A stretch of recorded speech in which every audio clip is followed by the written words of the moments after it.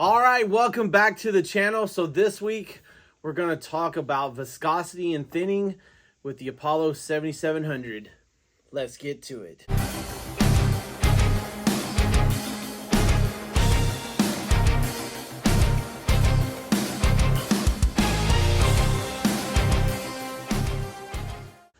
All right, welcome back. So this week we're talking about viscosity and thinning with the 7700, and we're going to talk about a few different products that are on the market.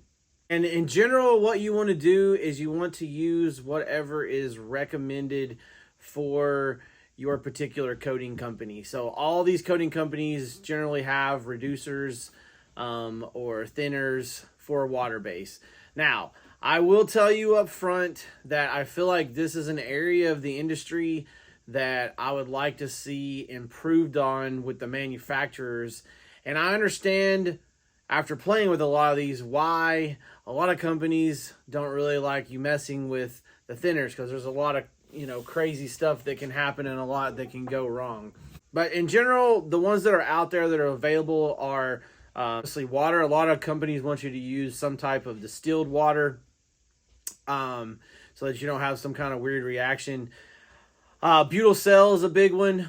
Propylene glycol, dipropylene glycol, butyl carbitol, and then there's some out there that use like isopropyl alcohol mixed with water. But all these will do different things in different coatings. So again, use your recommended. So what we're going to do is we're going to put a thicker viscosity top coat in the gun, and we're going to spray it without anything in it, and then we're going to go down the line. So we're basically going to look at the butyl cell, water, dipropylene glycol, and then butyl carbitol. Now, generally, when you get these from the companies, they're not a straight like butyl cell or butyl carbitol. So if you are going to buy these chemicals in the pure form, you want to generally reduce them. Most of the stuff that's being packaged for you guys, it has some sort of water added to it. Most of them are a 50-50 cut. Some of them are like 70-20 or 70-30, 80-20, but they have it set up so that you will have success out of the hop. But if you get more into the weeds, you might want to play with the ratios a little bit more and have more control. But generally, you don't want to dump straight co-solvent into these water bases because a lot of funky stuff will happen.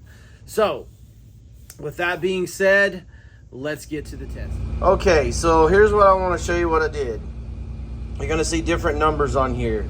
Okay, that represents how much each one of these reducers cut the viscosity.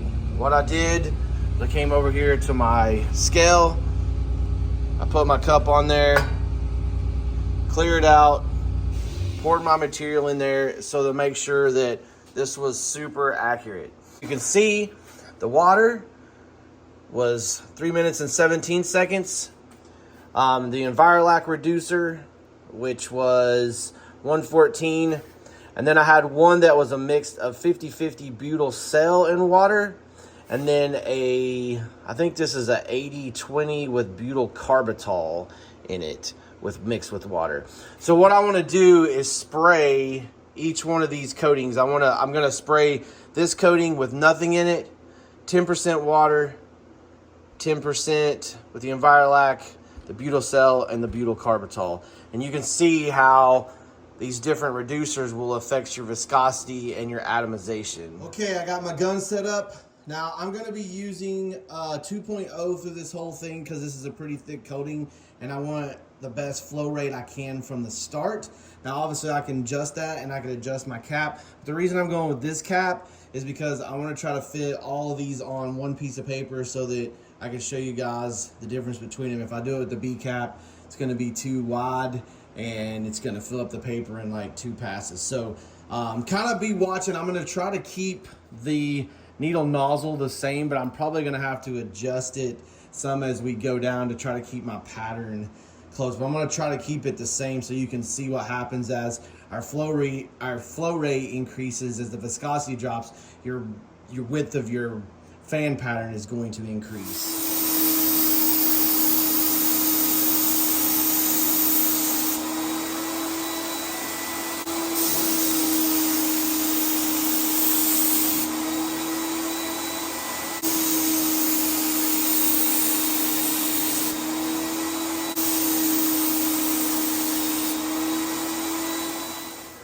Okay, so we have all of them listed here. If you look at your atomization is pretty good with the water. It's better with the butyl cell, and then obviously as the viscosity drops, it's going to get better and better.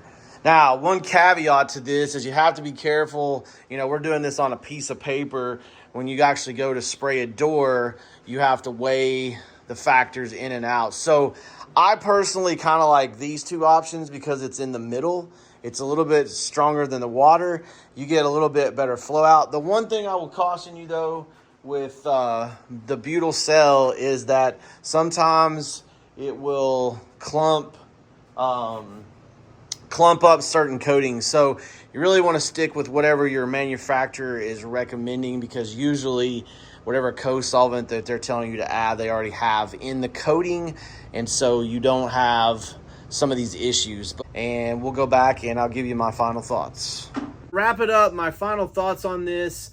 As you can see, it's interesting how each one of, like as you go from the water and you start adding co-solvents to this, how you can get thinner faster. Now, with that being said, you can go too far. So you always want to follow the manufacturer's recommendation. Generally, it's no more than 10. And with some of them, you don't want to go more than like 2 or 5%. So just look at those. But I just did it on a flat 10% so you can see the vast difference. The other thing you want to take note of is that when you're looking at these, how they affect the coating's sprayability, because you can go too far. You can break the back of the thickener that's in the coating that kind of holds everything together, and then like the whole coating falls apart. So, you know, if you dump 50% water in a coating to thin it out, you'll see exactly what I'm happening. You'll get fish eyes, you'll get you know, bubbles, all kinds of things, you know, happen. So you want to make sure that you're aware of that. So hopefully this has been helpful, and we're going to get a little bit more into that as we go through the coatings part. I'm going to give you like some general recommendations and then what I like personally. Hopefully you guys enjoyed this first part of this series and that it's helpful for you. And watch last week's video. I'll leave a link in the description before, because these kind of build on each other. So hopefully you guys have enjoyed it. And remember, as always, test, don't guess. We'll catch you next week.